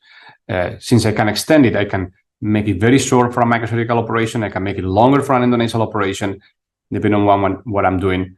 And having these tools really makes a difference. So as we said, our rates improved on acromegaly to around 90%, and we published our initial series. But what we also found that was until that point, I think not proven and not confirmed, or not widely known, is that there is a difference in the invasiveness of the cavernous sinus based on the type of tumor. And we found that somatotroph adenomas were the most invasive of all adenomas. When we did more research with more cases, we found that it's actually the cell lineage, the transcription factor cell lineage classification that defines the invasiveness of these tumors, meaning PIT1 tumors are the ones which are growth hormone adenomas, lactotroph, and thyrotroph, which are rare, are the most frequently invading the cavernous sinus, as you compare with TPIT or with SF1. And then if you look at the classification of NOSP for, in particular, for example, growth hormone adenomas, you realize that this doesn't make a lot of sense, because we are seeing that in grade 1 adenomas, NOSP1, we had 2/3 invading the cavernous sinus. And these numbers have sustained over the years. Maybe now it's about 50%. Grade 2, most of them, is not 100% anymore. This is a bit outdated data, but it's maybe 80% of those invade the wall of the cavernous sinus, and grade 3 always invades the cavernous sinus. So the different rates, the rates of invasion depend not on the NOS grade necessarily as much as on the type of tumor. Now, I'm going to also show you briefly the outcomes of the last 4 or 5 years doing surgery for pituitary adenomas. Because when you develop new techniques and you doing things that go beyond what was done before, to some extent, you of course need to record your outcomes very meticulously to evaluate what the new techniques are providing. So first, the first data I want to share is that of 320 pituitary cases, more than half were actually needing a transcavernous approach in my practice. So more than half of all pituitary adenomas do need a transcavernous approach. And you see here that these numbers for the need of transcavernous approach, the highest is, of course, when we do recurrent or residual cases. Obviously, the cavernous sinus is where the tumor is left behind in most instances. Also, I'm going to show you that for functional adenomas, we go more into the cavernous sinus because they are more invasive. There might be a selective bias here. We go into the cavernous sinus because they are functional, but in reality, functional adenomas, they are more invasive to the cavernous sinus than non-functional adenomas, generally speaking. And if you look at functional adenomas that are recurrent, most of them, 90%, need a cavernous sinus approach. And we can look at the resection rate. Resection rates are for non-functional adenomas are, it depends on the size, etc., but about 90 to 95%. And for functional adenomas, for recurrent cases, even the rates are very good, are in the 70 to 80% complete resection rates. If we look specifically for different functional types, acromegaly patients, still our remission rates are in the 80 to 90% range, and the same with the rest of tumor types, generally speaking. But what is remarkable, and we're publishing this because I think it's an important message to, especially to the endocrinology community, for recurrent cases, patients that had an operation in the past and they have residual tumor, surgery is a very good option in the right hands because our remission rates for acromegaly are about 70 to 80%. Those are very good numbers. They are better than radiosurgery. And of course, they're better than medication because medication does not cure the tumor. So these patients do have the chance of getting remission with a second operation. And in those where we leave a little bit of tumor, because it's stuck to the carotid, for example, we can still do radiosurgery for those cases, and we can increase the remission rates to probably above 90% for those cases. And I think this is a game changer. And I think the endocrinology community is starting to hear what we're doing and the results we're having. For example, this is acromegaly patients. You can see that first-time surgery or results are from the meta-analysis 56% to 84% or last numbers. But for recurrent cases, from 46% in previous series to 80% remission rate for acromegaly in newer series. And again, the 20% that is not in remission still will benefit from an operation because you can do radiation or because medication is going to be more effective. And importantly, we need to look at the outcomes, at the complications. What are we at the expense of what? The first one is, how about injuries to the carotid? That's the most important question, right? I had only one single injury to the carotid in this series, and it was during the exposure, not in the cavernous sinus. And actually, we solved it with no problems at all. The patient did not have a stroke. And the second question is about double vision. And that is the double vision rate in general is about 3%. But if you look at recurring cases, it's about 13%. But all of these are transient. None of them are permanent, as I'm going to show you. And more important, if you look at only those that we do cavernous sinus, so eliminate the tumors that do not go into the cavernous sinus. For the tumors that we go into the cavernous sinus, there is 10% incidence of double vision after the operation. And most of them is a 6-nerve palsy. When it's a 3rd-nerve palsy, is always partial. It's just some ptosis and maybe some upper movement limitation. We can also study the risks of getting diplopia based on which compartment are we working on. When it's just medial wall, the rate is just 2%. But if you go all the way to the lateral compartment, the rate is 1/3 of the patients get double vision post-op. So you see posterior inferior compartment, about 20%, they can have double vision after the operation. And with this, I can inform my patients what are the risks of double vision after surgery. But I can also tell them that we track our patients, and the vast majority have resolved by 3 or 4 months. And all of them had resolved at 6 months after the operation. And this is really very important because patients need to know that if we do a good operation with good technique, the nerves remain intact, they will recover and they will go back to baseline. To the point that, patients like this is a patient also from out of the state with this small tumor. They were going to radiate this patient, which would have been a reasonable option, but I thought surgery is very doable. This tumor invades the posterior compartment, also part of the inferior. I went into surgery. It was very difficult because the tumor was very fibrotic. It stuck to the carotid, but still, after several hours of very careful work, I was able to remove it completely and get a very clean resection. And this patient did have a 6-nerve palsy that took almost 6 months to recover. But after the recovery, he was really very happy and thankful for this operation and for the ability to be on remission with no medication, no radiation, and hopefully for very long term. So this shows you the power of the transcavernous approaches. I want to finish saying that although I just focus on pituitary tumors, of course, all this anatomy and techniques are applicable to a lot of other pathologies, especially chondroid tumors. Years ago, we described this technique of the transcavernous approach, the posterior clinoid, where, again, understanding the 2 layers of dura, we open the anterior wall, we mobilize the middle wall, we go to the posterior clinoid. And it's something like this, And, in the real description, I had some students saying, why do you open directly into the anterior wall of the cavernous sinus? Well, that depends. You have a nice pocket, venous pocket here. You can open very safely there because the carotid is lateral. Sometimes the carotid becomes more medial, stuck to the middle wall. In this case, we go into the anterior face of the gland and we dissect between the 2 layers and we follow them to the cavernous sinus. It doesn't really matter where you are going to end. You're going to open the cavernous sinus. What matters is what you do inside. And I like to open the cavernous sinus wall very widely. Then again, find the ligaments, inferior paracellular, inferior hypophyseal artery, we coagulate. Then here we have the CCL, we can cut it.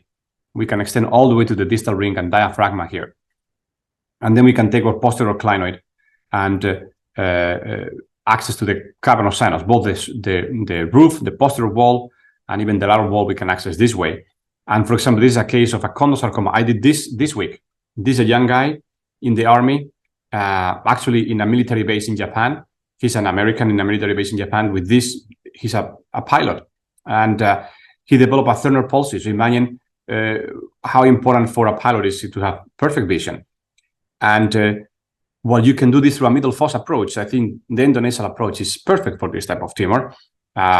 This patient had, again, a partial Turner palsy, and you see the extension of the tumor from the posterior clinoid. This is I like to call this an upper petroclival fissure chondrosarcoma.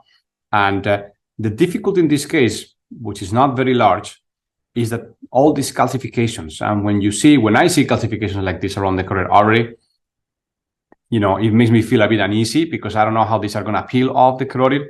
These tumors are probably the highest risk for carotid injury. And this is a brief summary of this operation, just to illustrate how we can use the cavernous sinus to get into these tumors. Beyond pituitary tumors, there are so many other applications of all these techniques and all this anatomy. You see the inferoparasternal ligament. In fact, I must say that all this anatomy of the ligaments and the dural walls, I personally start appreciating them very well, maybe a decade ago when we were doing these cases, carotid clonal ligament, not adenomas, but especially these cases of chondroid tumors, because the anatomy is preserved. This is like a normal anatomy, normal ligaments, normal middle wall, normal posterior clinoid, etc., as opposed to adenomas that invade because they distort the anatomy. And in this case, we're now opening and through wall the cavernous sinus. You saw how we are doing a transcavernous approach. So the gland in this case still has the middle wall covering it. So I can move it, but the middle wall protects the gland. So in this case, the risk of injury to the gland is very, very small. And now we're entering into the tumor. And you see that calcification, that calcified rock right there. It was really difficult to remove. And this piece of bone is impacting right on the Dorellos canal. And I don't want to give this patient a sixth nerve that he doesn't have, but that's electrical stimulation. I found my petrosal process. You saw it there. I'm going to show it again. That is my key landmark. And sometimes chondrosarcoma are very soft and they're very easy to remove. This one was very calcified. That's the petrosal process. So that's how I find the sixth nerve. And this tumor is stuck to the dura, so I have to cut the dura, periosteal dural declivus, and petroclival fissure, petroclival region. And this is at the end of surgery. The whole carotid is skeletonized. We saw very nicely the posterior petroclival ligament and the posterior wall, the cavernous sinus. You see it right there. And this patient, complete tumor resection, no sixth nerve palsy. The third nerve is a little bit better. He had a partial, he's a bit better already. And he's out of the hospital in 2 days. So this is really game-changing also for this type of adenomas. We can do them much larger. This is actually easier than the other case because this case, even though this is very large, this was an American professor in Thailand with this big tumor. This was soft. So this is very easy to remove if you know how to do a wide exposure. So I want to, finalize just emphasizing that the very important concept that this is all about the carotid artery. Working in the cavernous sinus is all about understanding the carotid, the different segments, the ligaments. You need to dissect it segment by segment, ligament by ligament, compartment by compartment, so you feel comfortable navigating inside the cavernous sinus. And also for the audience that is the younger audience, please build your learning curve progressively. Don't rush it.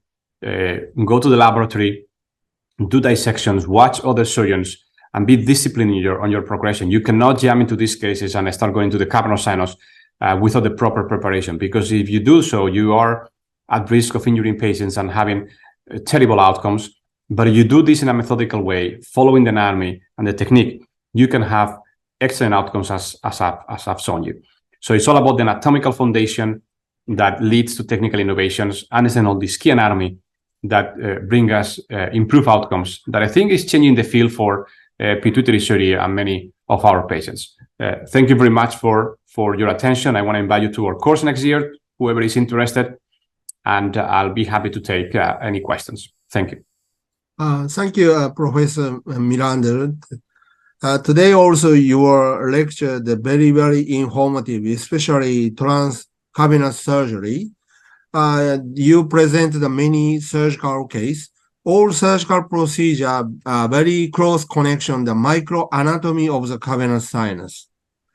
Today, I understand the wall of the anterior wall of cavernous sinus not tightly adhere the carotid artery, so we can dissect Yes. and Yes. cut the anterior wall is very important, and also sharp cut the ligament, also very important to mobilize the carotid artery and also identify the perforator, inferior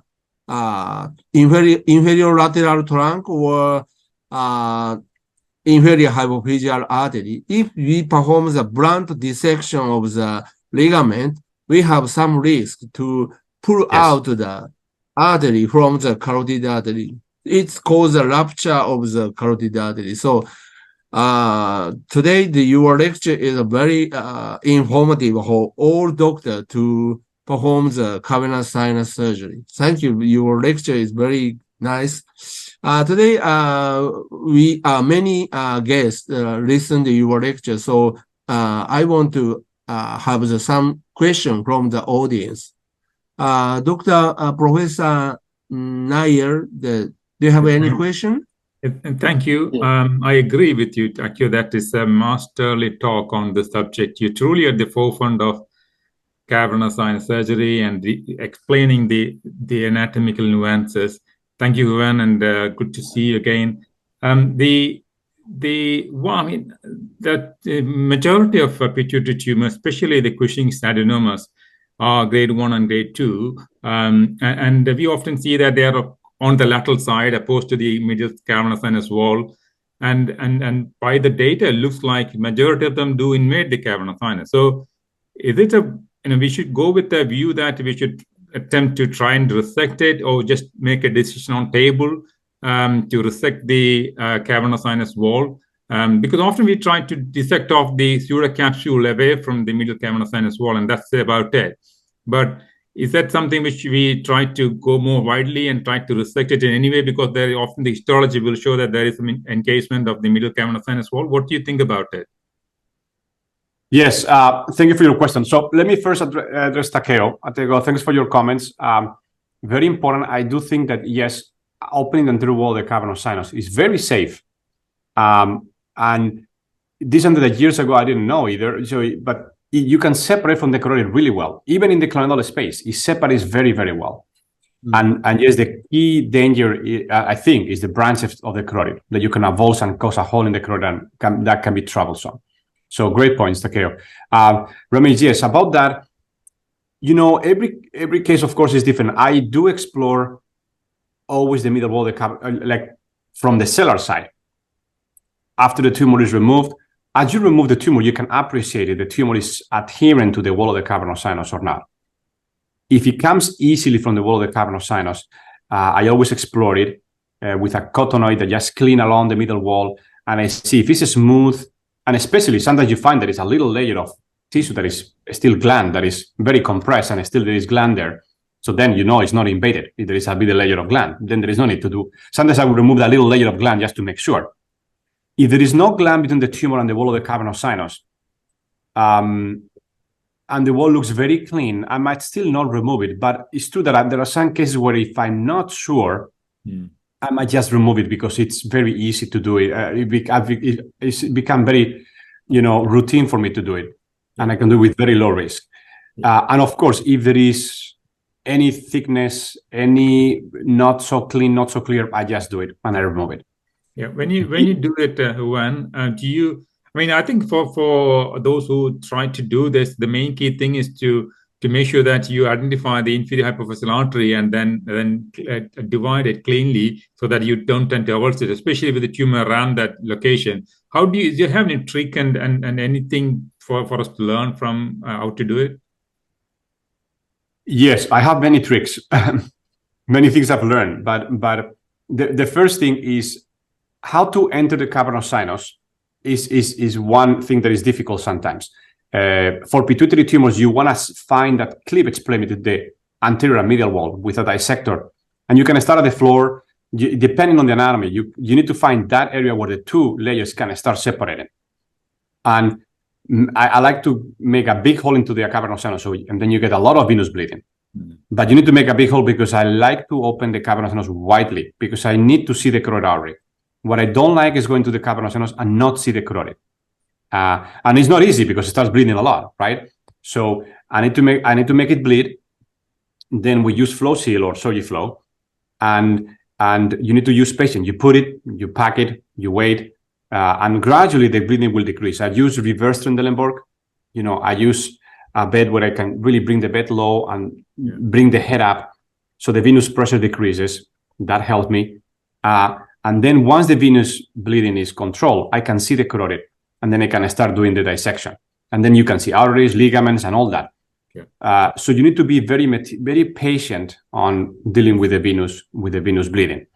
The inferior hypophyseal artery, it is, and we also publishing a paper on this soon, but it is, most of the cases is in the most posterior part. But there are cases where it comes anterior. The danger part in the inferior hypophyseal artery is at the posterior, where it comes from the posterior genu. You take it a bit closer to the wall and you rupture it there. If that's easy to control. The problem is when you avulse it very close to the the carotid artery, right? That's when what is dangerous. So I coagulate typically there is an inferior paracellular ligament in front of the artery. So I use the inferior paracellular ligament as a reference to find the artery behind. And I typically just coagulate in that area, the ligament, because maybe the artery is behind, coagulate, cut, coagulate, cut, coagulate, cut. Yeah. And that's the trick I use. I usually use the posterior clinoid as my landmark to separate the middle wall from medial and from lateral. And I cut the dura along the posterior clinoid process. Yeah, thank you. That's very useful. Thank you. I have another question from the audience. Dr. Aziz Nair, please. Yes, it's a wonderful lecture. And from your every lecture, we get a new information. That is, right now is the lateral wall of the cavernous sinus. You talked about the intralateral trunk and the lateral paracellular ligament. But you see, the lateral wall extend up to the lingual process. Lingual process is so low in the foramen lacerum. And my question is, if you want to expose the lateral wall, is it necessary to go down up to the foramen lacerum? And as you said, you have to expose down below the foramen lacerum also is Miranda triangle, just like that. What is your take on that? Yeah, it's a great question. Yes, sorry I didn't cover that just for time. I actually had a few slides at the very end that I cut because I saw that we were getting late. But yes, exposure to the foramen lacerum is very important. And actually, when I send a paper on the pterygosphenal triangle or Miranda triangle, if you want to call it that way, some of the reviewers criticized because I proposed that this sometimes is useful for pituitary adenomas, and they were saying, "You're crazy. Why are you going to expose the foramen lacerum in a pituitary adenoma?" But there are some pituitary adenomas that do invade when the adenoma goes into the inferior compartment or the lateral compartment. Is very useful to expose the foramen lacerum, and sometimes I do it up front. And I expose the pterygosphenal fissure. I follow it. I follow the median nerve. I go all the way to the foramen lacerum, just as if I'm doing a condosarcoma or a chordoma, the same way.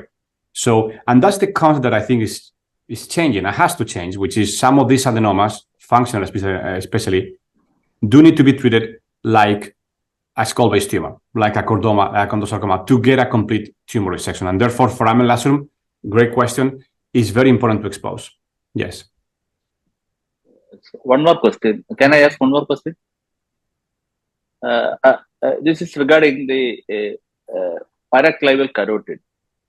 It's a very, there are a lot of confusion regarding what is this relation to the cavernous sinus entry. How will you define the paraclavial carotid? Well, that is, as you well said, is a controversial topic. Paraclavial comes more or less from an ENT classification. Is the carotid you see in the sphenoid sinus, right? It's just the vertical carotid you see in the cavernous sinus from the foramen lacerum to the cavernous sinus. In reality, the true paraclavial carotid is very short, because from the foramen lacerum to the cavernous sinus is very short. So I think we're mixing concepts. So we have paracellular and paraclavial, but paracellular includes clinoidal and cavernous, and paraclavial includes cavernous all the way to foramen lacerum. So it's a mixed bag of concepts right there. I think paraclival is still a valid concept because you're on the clival region, but that carotid is just transitioning from foramen lacerum into the cavernous sinus. Professor Miranda gave us a nice lecture, so time is limited. So I'd like to close this session. So I would like to have the comment from the Raja, please. Well, thank you very much. We had a wonderful session, and I must say this is a great learning experience that we had about cavernous sinus. There is one more question that has come up in the chat box from Prakash, who is asking, what are your indications for opening the lateral compartment in a non-functioning tumor? We'll just answer that and move ahead. Professor Miranda. Well, in general, I would try to go into the lateral compartment and remove tumor from there. Of course, there are many considerations. What is the patient's age? What is your discussion with the patient before surgery? Is he going to tolerate, double vision that even if he's transient, he's going to have it for 3 months, perhaps, or something. So it's highly variable. In general, if it's a younger patient, I would try to do as much resection as possible, knowing that maybe a complete resection is not possible, but if I can get as close as possible as complete resection without injuring the nerves, that's what I would do. Okay. Thank you very much. So with that, we'll come to the end of the webinar, and I would like to close this officially on behalf of the Education Committee of the ACNS and the President, Professor Yoko Kato. I would like to thank both the speakers of today, Professor S.S. Dandapani and Professor Fernandez Miranda, as well as the chairs, Professor Ramesh Nair and Professor Takio Goto, for the time and support for the ACNS webinars. A special thanks to Professor Shubin for broadcasting this webinar on the WeChat channel. And as I mentioned earlier, we have around 1,370 people who have joined us live. A special thanks to my co-host Dr. Libun Singh and Joey Sam from Malaysia who joined in. So until we meet all on next Saturday, it is bye-bye from all of us. Thank you very much for joining.